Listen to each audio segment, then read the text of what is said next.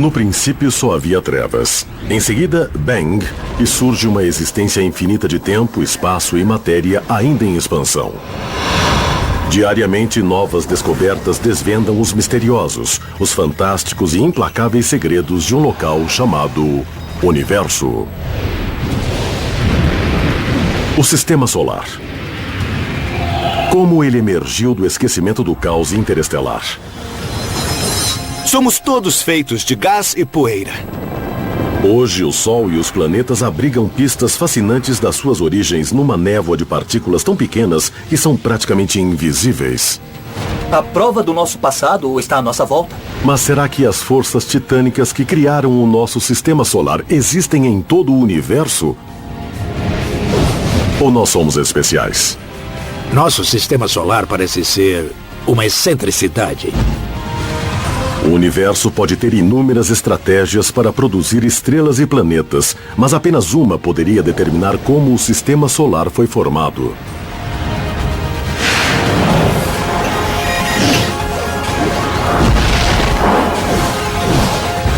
O universo, a formação do sistema solar.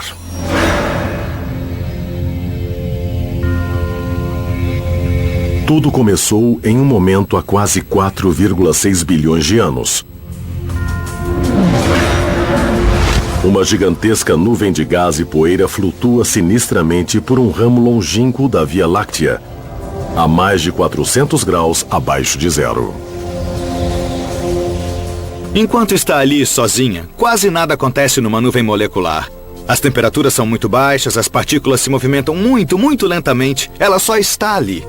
Mas havendo uma supernova por perto, uma estrela em explosão, ela pode fazer uma onda de choque atravessar essa nuvem molecular, dando início ao seu colapso gravitacional. Esse colapso é o primeiro passo de um longo processo que levou o local que agora chamamos de Sistema Solar à existência. 700 milhões de anos. Nossa missão agora será percorrer a linha do tempo dos primeiros 700 milhões de anos. Época na qual o Sistema Solar se formou e se estabilizou. Vamos começar observando como o Sol e os planetas estão atualmente. A prova do nosso passado está à nossa volta. Os 4 planetas da parte interna do Sistema Solar são feitos de rocha e metal. Os 4 planetas da parte externa do Sistema Solar são gigantescas bolas de gás. É claro que vários processos estiveram envolvidos e eles nos esclarecem sobre como viemos parar aqui. Aprendemos essa história segundo a opinião dos cientistas sobre o que aconteceu desde o momento zero, o verdadeiro início do nosso Sistema Solar. A explosão da supernova, além de semear a gigantesca nuvem de gás com elementos pesados como ferro e urânio, produz um solavanco que impulsiona a nuvem para o futuro, com frentes de onda comprimindo o gás que a compõe para formar uma massa crítica. Essa massa começa a entrar em colapso com a força da gravidade e não se pode detê-la, ela é rápida. Ela é irreversível. É como o carrinho de uma montanha-russa chegando ao ponto mais alto e descendo velozmente do outro lado. A nuvem em colapso destinada a se tornar o nosso sistema solar torna-se um parque temático virtual de movimentação caótica. Um parque de diversões como Knott's Berry Farm é um ótimo lugar para vivenciar o tipo de movimentação que ocorreu nos primórdios do sistema solar. Há gravidade, há colisões, momentum, forças, e todas essas interações ocorridas no início do sistema solar podem ser vistas aqui nesses vários tipos de brinquedos. Essas interações se intensificam na nuvem que rapidamente se desmancha, onde gás e poeira contraem-se em densos bolsões. Cada um deles será o viveiro de uma estrela. Quando a gigantesca nuvem molecular começou a entrar em colapso, uma porção de outras protoestrelas e uma porção de outros sistemas solares foram formados ao mesmo tempo. Portanto, o nosso Sol, de fato, tem várias estrelas irmãs que se formaram quase que ao mesmo tempo que ele. Os primeiros estágios da criação do nosso sistema solar nada têm de excepcionais. Hoje testemunhamos a mesma coisa ocorrendo na constelação de Órion, onde uma gigantesca nuvem molecular se estende por centenas de anos-luz. Em alguns pontos, bolsões em colapso estão agora formando grupinhos de estrelas jovens que aquecem o gás das redondezas.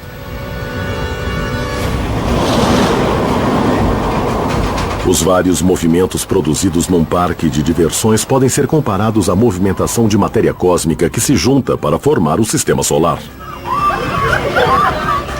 O mais básico desses movimentos é o circular. Como um carrossel celestial. Quando a nebulosa pré-solar entra em colapso, começamos a notar sua rotação. Um giro que, na verdade, sempre esteve ali, desde o início. A galáxia toda está em rotação. Tudo na galáxia gira. Tudo está em rotação em relação a todo o resto.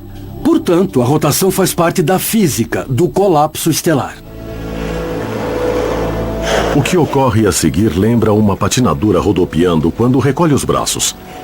Ela gira mais rápido. Quando a gravidade atrai o gás da nuvem, a nuvem não só gira mais rápido, como também, inevitavelmente, vai se achatando na forma de um disco.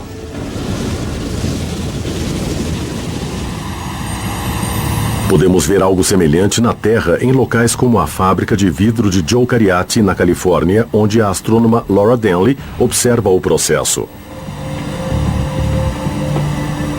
Joe começa com uma bola de vidro incandescente. Bom, nós estamos pegando uma massa sólida, redonda, e estamos girando. Ela vai se achatando porque é muito mais fácil para esse vidro líquido se acomodar no mesmo eixo ao longo do eixo de rotação, em vez de lutar contra isso ou contra o impulso angular e vir mais para perto. É assim também no nosso sistema solar. Se existissem planetas se formando, todos estariam no mesmo plano. Esse disco lembra muito o nosso sistema solar. O formato é meio elíptico, não é circular. Pensamos que o nosso sistema solar é circular, mas você me disse que tinha a ver com a presença de mais massa só de um lado. Tem então razão. Talvez possamos fazer uma analogia com a formação de uma estrela binária, onde talvez haja massa extra de um lado, que também vai virar uma estrela, uma anã marrom, ou quem sabe um planeta gigantesco feito Júpiter. Dá muita vontade de pôr a mão, mas essa não é a ideia, Não, não né? faz isso não. A gente não pode fazer isso. 100 mil anos após o início, a nuvem que vai ser o nosso sistema solar já se desmanchou quase que totalmente. E seu centro brilha com o resplendor de uma protoestrela emergente.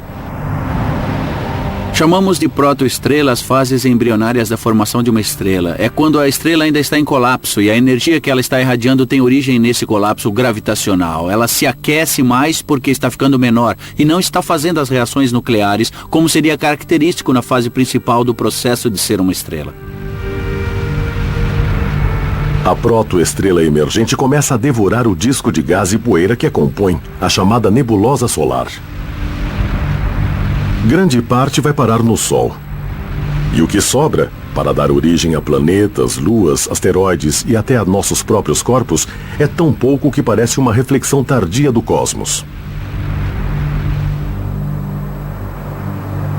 Nós vivemos num planeta. Portanto, tudo que entrou na composição dele é muito importante para nós. Mas isso é apenas uma pequenina parte do grande todo. Este estacionamento é um bom modo de mostrar essa pequenez. Quando você olha para o sistema solar hoje, o Sol é 99,85% da massa total. Então, se compararmos com os 500 carros deste estacionamento, o meu carro equivale a tudo o que sobrou para todos os planetas, asteroides e luas. E quanto à Terra em si, bom, podemos compará-la com este step. Nada mais que isso. Na marca de 1 milhão de anos após o momento zero, o método do sistema solar selecionar o material de construção dos planetas fica claro. Eles são separados pelas diferentes temperaturas do disco. Próximo ao protossol, temperaturas acima de 2.000 graus transformam tudo em vapor. Mas a cerca de 8.000 quilômetros dali está a linha de rocha, onde o frio é suficiente para metais e minerais se solidificarem. Mais distante ainda está a linha de neve, onde a temperatura chega a 375 graus abaixo de zero, o suficiente para água, metano e amônia se transformarem em gelo. No início, o sistema solar se parece muito com a formação do algodão doce. E para nos mostrar como ele é feito, temos aqui a Kate Wu, que vai nos dar uma deliciosa aula. Primeiro, nós pegamos os cristais de açúcar e colocamos dentro do recipiente aquecido. O elemento calor, no caso aqui, está bem no centro. No caso do sistema solar, claro, é aquele sol muito quente no meio que vai derretendo tudo que estiver bem próximo dele. E à medida que esse sol esquenta, ele começa a derreter o que estiver por perto. Aí está. Trata-se da nebulosa solar que vemos aqui ao redor. Aqui no centro não podemos ver nada. Na parte interna está tudo derretido. À medida que se aproxima da parte externa e mais fria, a nebulosa solar começa a se condensar. E você pode ver que já começa a se solidificar aqui na parte mais externa do sistema solar, onde é frio. Temos então uma fileira de substâncias gasosas na parte interna, e o que é sólido está mais para fora. Esta também é uma ótima analogia para explicar como são os primeiros protoplanetas. Eles começam a virar um aglomerado de elementos e vão se juntando, assim como acontece com o algodão doce. E coisas cada vez maiores vão saindo dessas minúsculas partículas de açúcar em forma de cristais no algodão doce. Obrigado. Não por isso. O sistema solar é delicioso. As partículas que se juntaram são microscópicas a esta altura, bem menores que os cristais derretidos de açúcar. Assim como o algodão doce ilustra como esses sólidos vão se acrescentando no sistema solar, um outro brinquedo do parque de diversões mostra o que faz com que eles cresçam. Os carrinhos bate-bate não seriam divertidos sem as colisões. E no sistema solar, sem as colisões, não haveria crescimento nem acreção. As colisões por causa da acreção ocorridas nos primórdios do sistema solar são do tipo que permite que objetos se acumulem por meio de vários tipos de processos, essencialmente friccionais, onde há elementos se agregando uns aos outros devido apenas à interação mecânica. Na parte interna do sistema solar, o processo é longo, quando minúsculas bolas de poeira cósmica vão se juntando lentamente apenas por meio de colisões aleatórias durante suas órbitas ao redor do protossol. Porém, na parte externa do sistema solar, a história é dramaticamente diferente. Os gigantescos planetas estão prestes a explodir para a vida num piscar de olhos.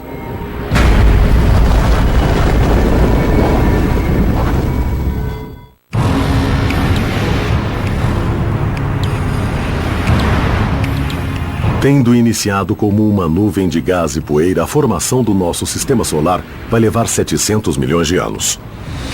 Agora, apenas 2 milhões de anos após seu nascimento, o jovem sistema solar dá seus primeiros passos para a criação de uma família de planetas que um dia terá exemplares diversos, como Júpiter, Saturno ou a Terra.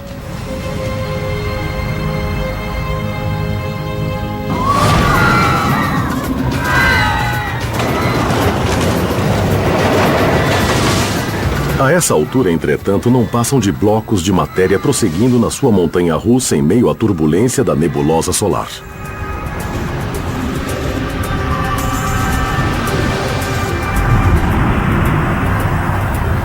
Esse disco espesso em rotação, formado sobretudo de gás e hidrogênio, está incrustado de sólidos. A área interna está cheia de pequenas porções de rocha. Porém, além da fronteira, na faixa conhecida como linha de neve, também há blocos gélidos de metano, amônia e água que predominam na parte externa do disco, e por uma boa razão. São todos compostos de hidrogênio de uma forma ou de outra. E o hidrogênio é o elemento mais abundante naquela região do sistema solar naquele momento. Esse hidrogênio abundante está em combinação com elementos tais como oxigênio para formar a água, o carbono para formar o metano ou o nitrogênio para formar a amônia. E produzir todos esses compostos que são então excluídos.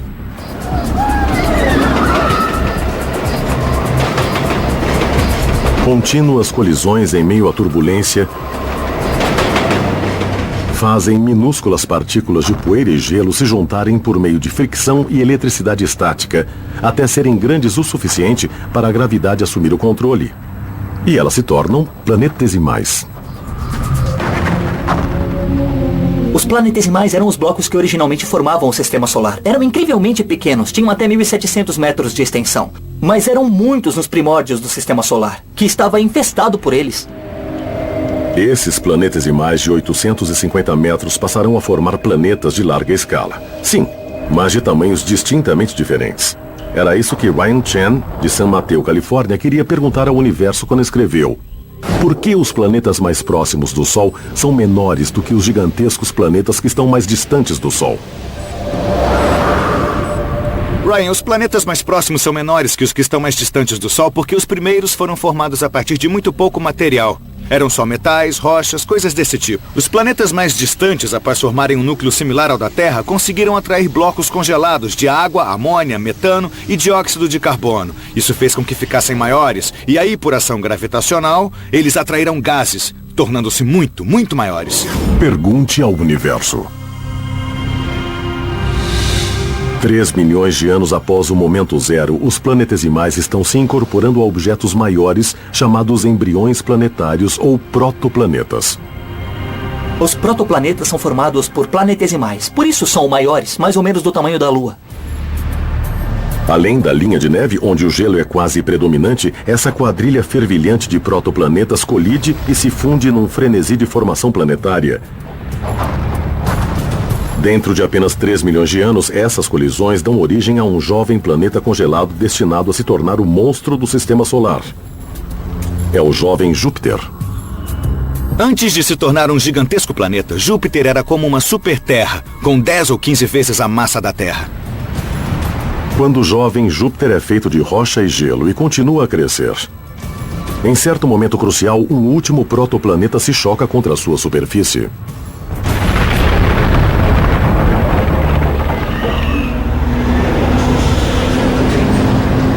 É mais um ponto auge, como na montanha-russa, na formação do Sistema Solar.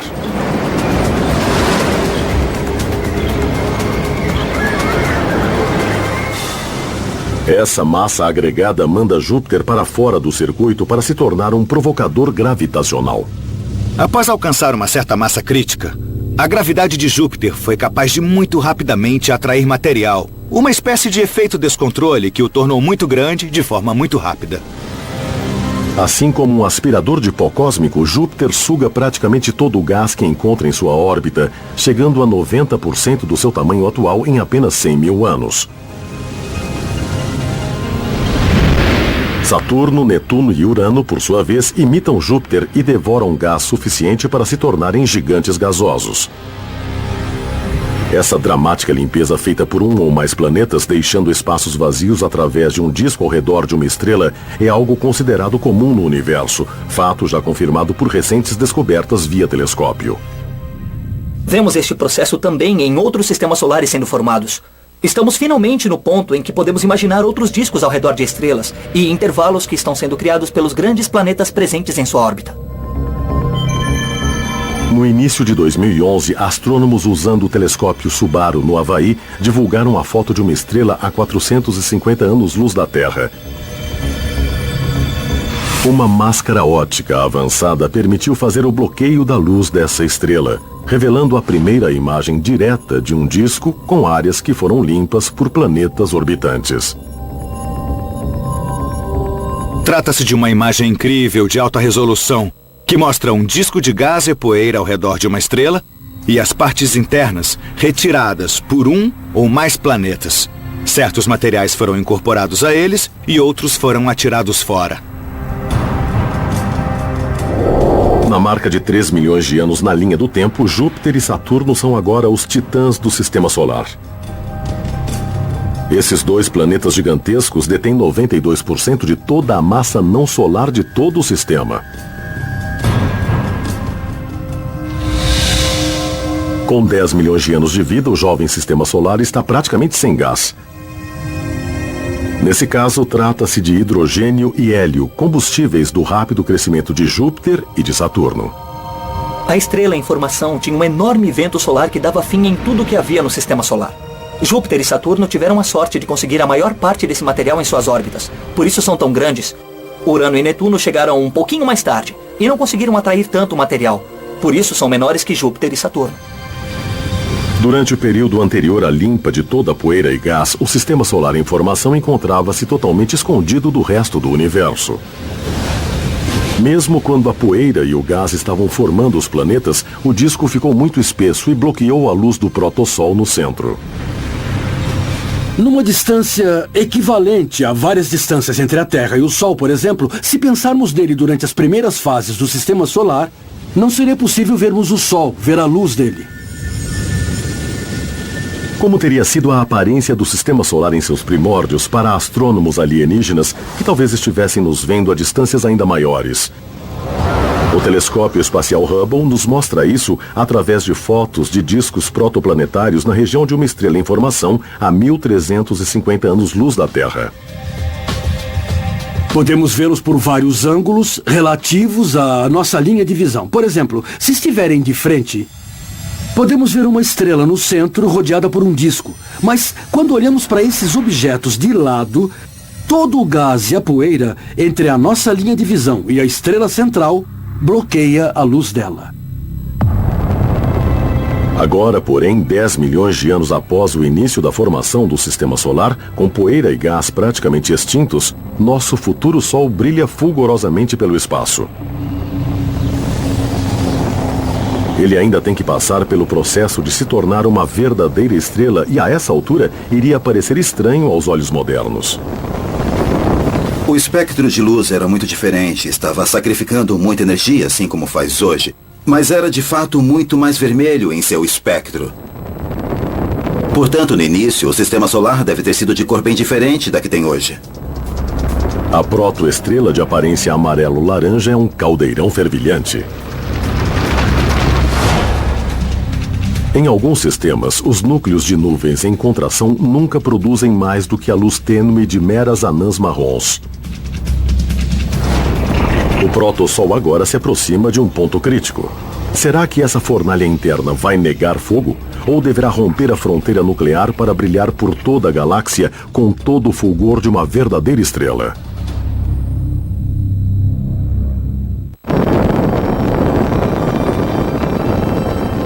Estamos agora no ponto mais crítico da formação do nosso Sistema Solar.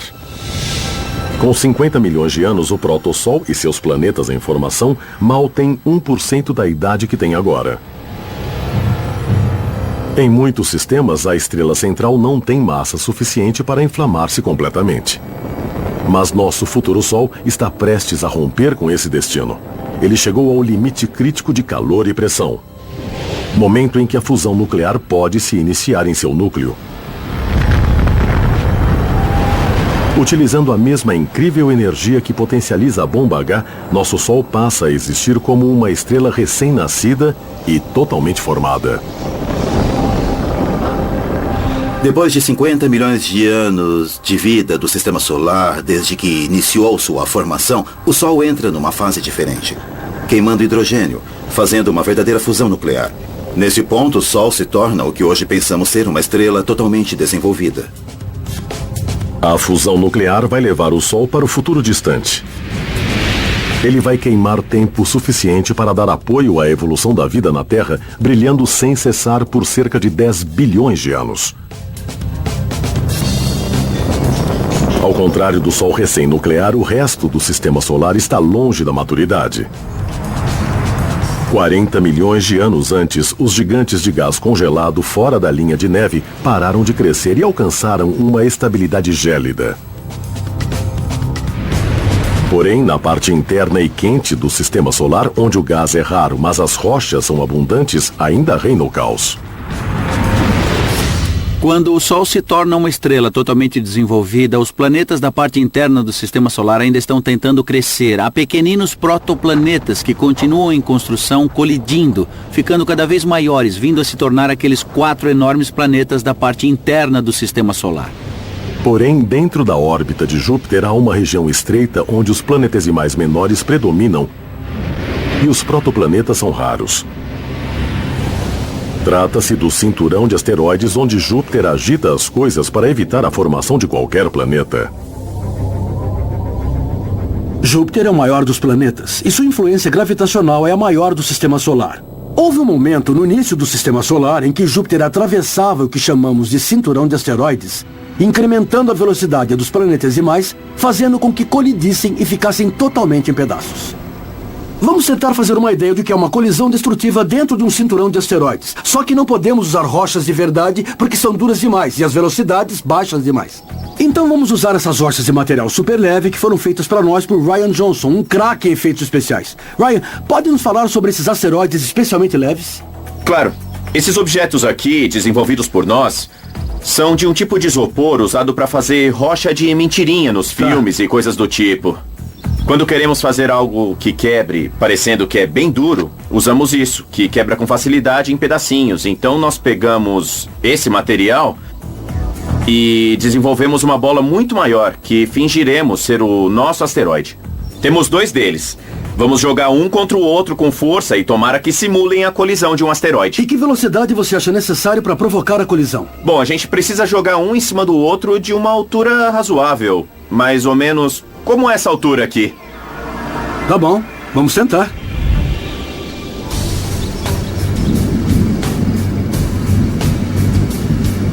Pronto, pode soltar.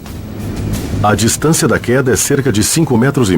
Isso dará ao asteroide em queda a velocidade de 59,5 km por hora. Mais um pouquinho. Perfeito. Perfeito, é aí mesmo.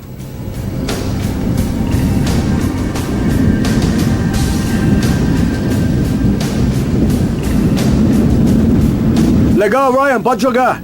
Tudo bem, tá ventando um pouco, mas vamos ver se a gente consegue.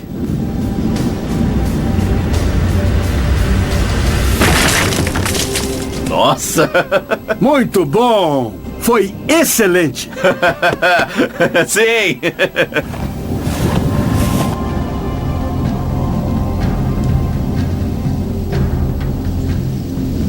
Maravilha! Obrigado, hein? Foi um sucesso, hein? Boa!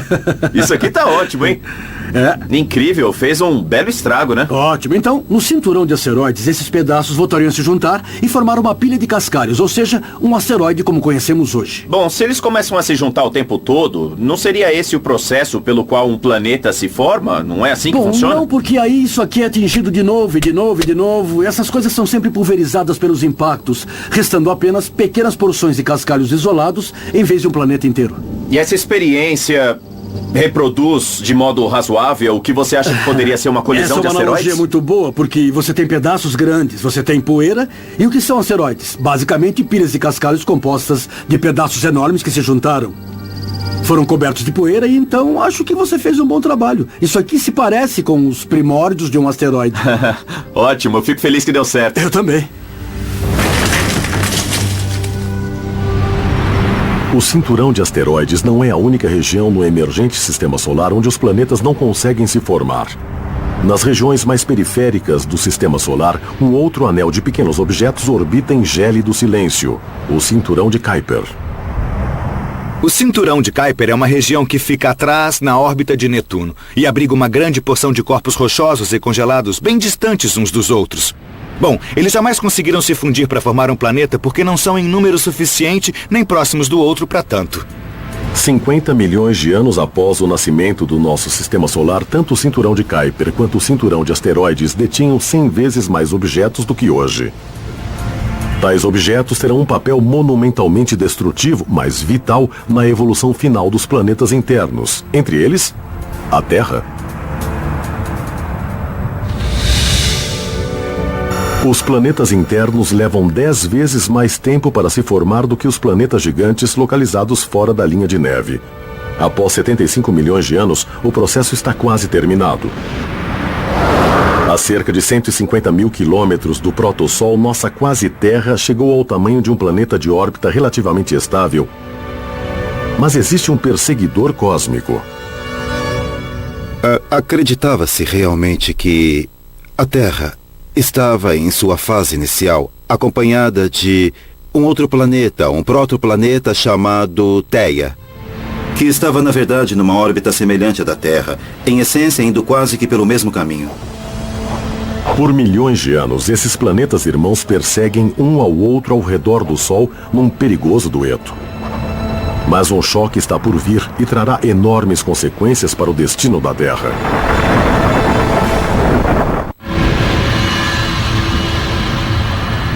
A formação do nosso sistema solar se arrastou por 80 milhões de anos, desde o colapso da gigantesca nuvem de gás que iniciou o processo. Os planetas internos já tomaram forma. Mas agora, a Terra, que um dia abrigará a vida, enfrenta a possibilidade de uma morte prematura e cataclísmica. Por milhões de anos, a Terra foi perseguida pelo protoplaneta Theia. Esses dois corpos viajavam essencialmente na mesma órbita, gradualmente se aproximando cada vez mais. E agora, para a Terra e para a Theia, o choque é iminente.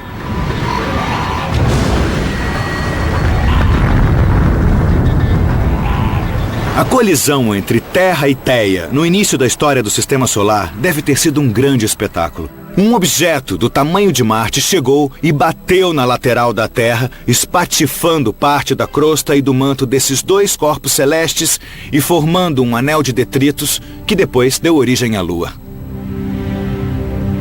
Tendo sobrevivido ao cataclismo e ganhado uma lua, a Terra se estabelece como um dos planetas estáveis na parte interna do Sistema Solar. O drama agora se volta para os gigantes gasosos, planetas externos, cujas órbitas em vias de mudança ameaçam dilacerar o Sistema Solar.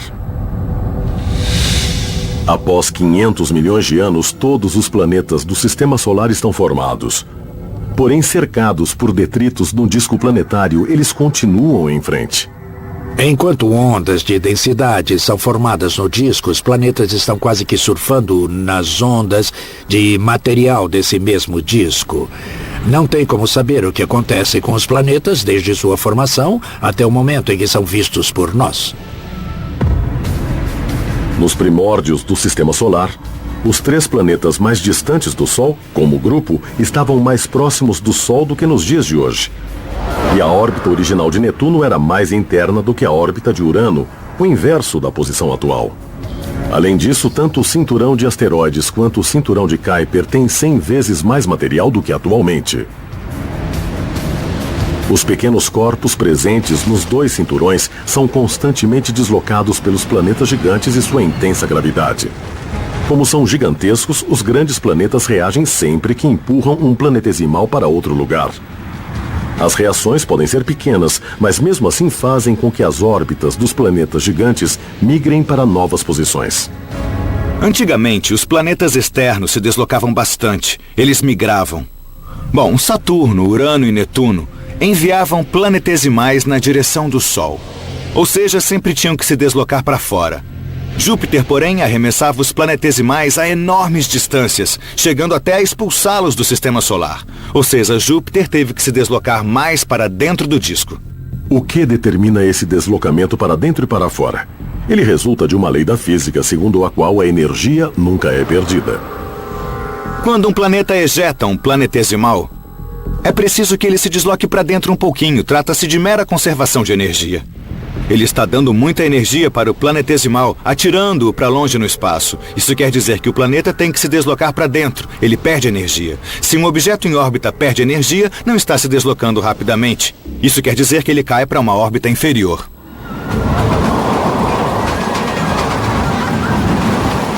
Novamente, o parque de diversões ilustra as forças em ação. Nesse caso, é o efeito Stirling. Trata-se de um empurrão gravitacional que planetas grandes podem dar aos pequenos objetos. Nos anos 70, os cientistas exploraram isso para acelerar a espaçonave Voyager, que ia de planeta em planeta na parte externa do Sistema Solar. Aqui na Terra, podemos pensar no Stirling como o carrinho da montanha-russa saindo fora dos trilhos. A montanha-russa bumerangue que temos aqui é um belo exemplo dos processos que estão envolvidos no efeito Stirling. Esta gravidade que faz isto funcionar aqui na Terra está usando a gravidade da Terra. Ela atrai o carrinho para baixo, puxa para baixo na descida e depois o carrinho segue novamente pela subida por causa do impulso que ganhou quando foi declive abaixo. E se fôssemos agregar Júpiter ao sistema? Agora a gravidade de Júpiter ainda vai puxar o objeto para dentro. Mas Júpiter o faz girar ao redor do planeta e ele dá uma volta em Júpiter. Esse movimento de Júpiter fornece um empurrão extra para que o objeto consiga mais impulso do que já tinha. E ele é empurrado de volta pela subida em direção ao espaço.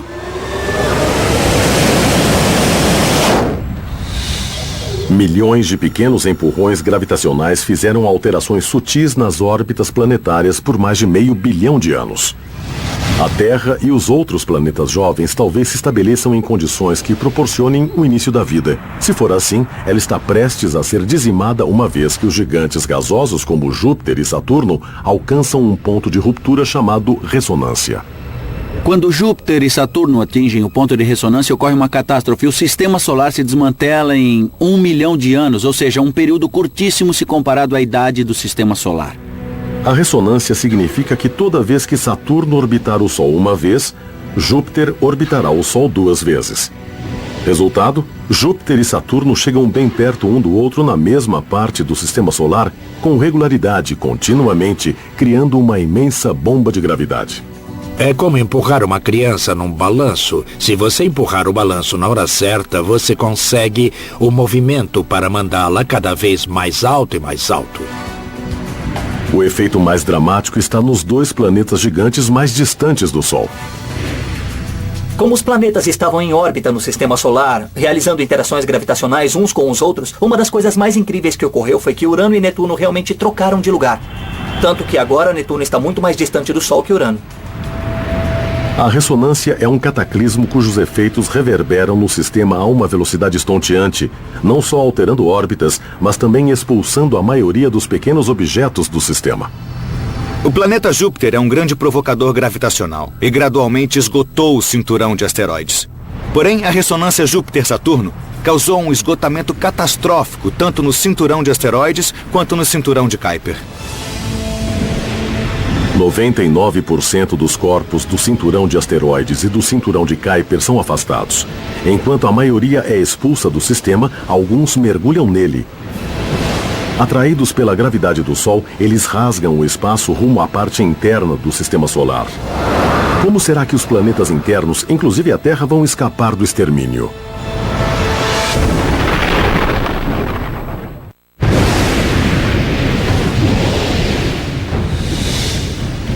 A formação do nosso sistema solar alcança um violento clímax 700 milhões de anos depois que a nebulosa pré-solar começou a entrar em colapso. E a Terra está na linha de fogo.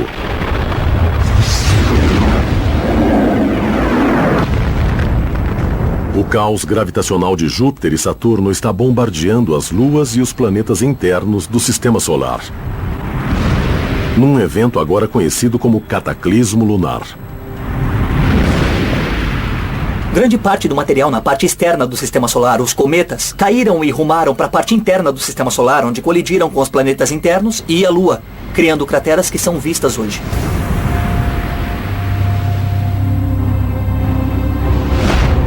Para alguns pesquisadores, as colisões podem ter esterilizado a Terra repetidamente. Se houve formação de vida, ela foi dizimada. E teve que começar de novo.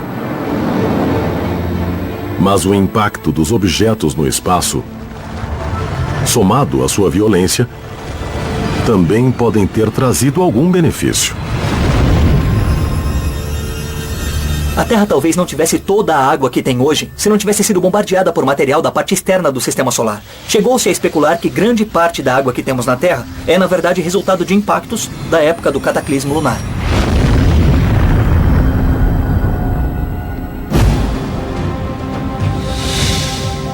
Hoje, 4,6 bilhões de anos após o nascimento do sistema solar, o contínuo, embora remoto, perigo de uma grande colisão com um asteroide significa que a história não acabou.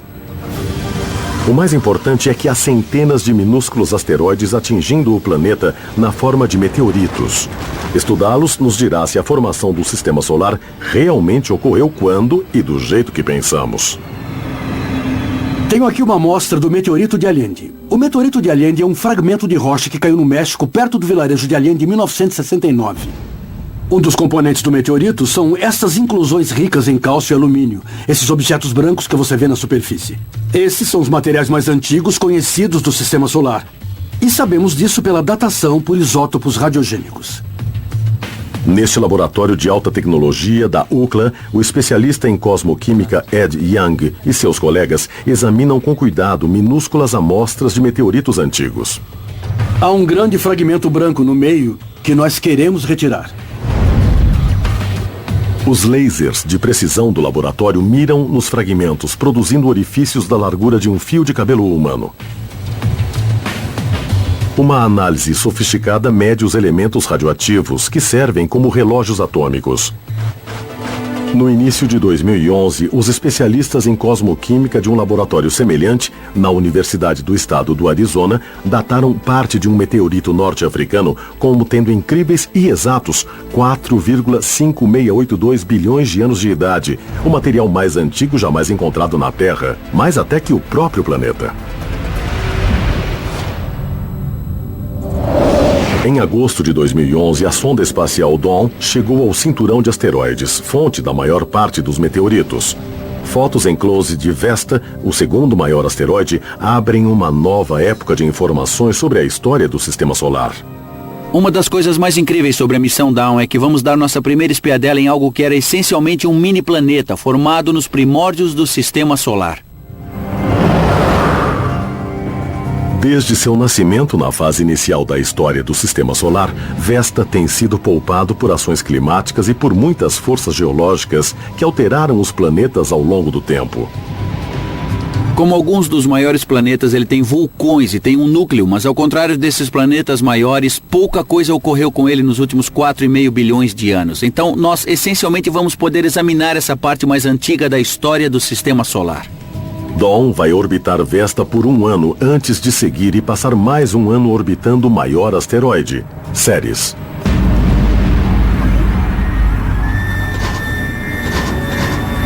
Enquanto isso, a sonda Juno, da NASA, acaba de iniciar sua jornada até Júpiter. E irá visitar esse gigante planeta para determinar se ele realmente tem um núcleo sólido e se foi formado logo no início e com rapidez, como os cientistas agora acreditam.